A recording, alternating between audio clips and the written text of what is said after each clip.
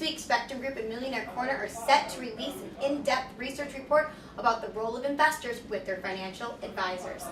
There are 3 reports. The first is about the mass affluent investors, those with $100,000 to $1 million of net worth. The second is about millionaires, those with $1 million to about $5 million of net worth. And the third report is about ultra-high net worth individuals, those with $5 to $25 million of net worth.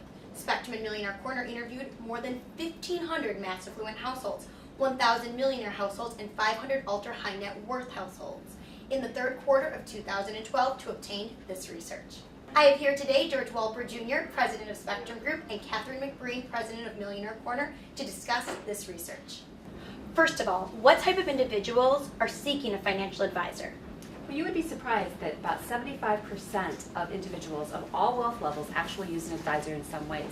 Now, some people will say that they're self-directed, but we find that actually those people who consider themselves self-directed will actually reach out to an advisor sometimes as well. So more people use an advisor than we think will use an advisor, and the most common type of advisor that people use is still a full-service broker. So, even though there's sort of a trend with younger people to start to use more financial planners and independent investment advisors, we still see that most people will use a full-service broker. Okay. How do people find a financial advisor? Well, one of the most interesting things is that individuals actually ask their family or friends who to use as an advisor. They very rarely now go to the newspapers or internet. We'll see a shift in that in the future, but they still rely on referrals from friends and families. George, what do they look for in an advisor? Well, the most important thing at the moment is integrity and trustworthiness. That's really been a critical factor since the fall of 2008.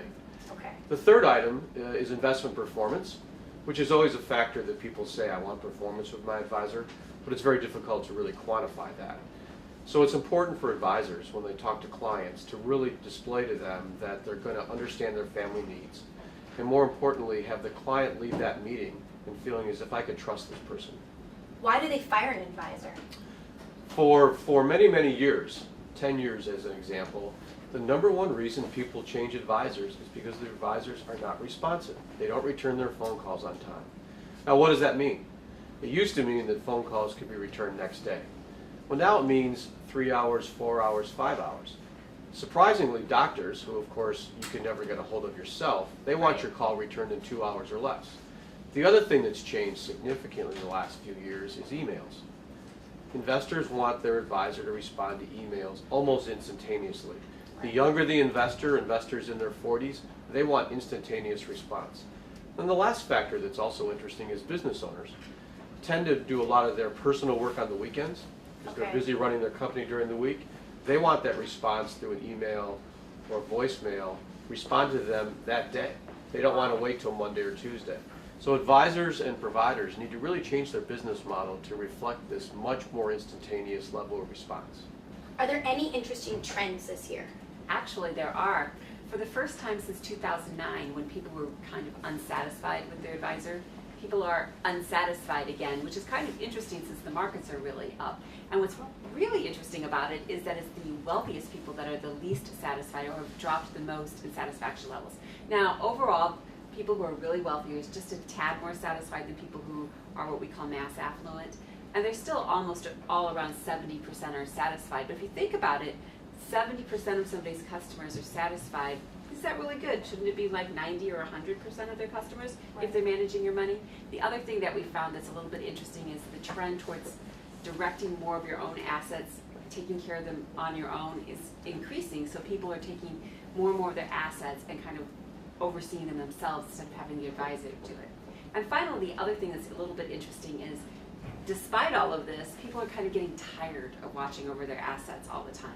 So while they were really into every day going and watching their accounts in 2008, 2009 because they felt they had to, by 2012, they still feel like they have to, but they're kind of tired of it. So they're a little bit of fatigue around having to deal every day with your assets and what's going on with it. So it's sort of a juxtaposition between should you give more to your advisor even though I don't really want to, but I'm kind of tired of watching the markets myself. So it'll be interesting to see what happens.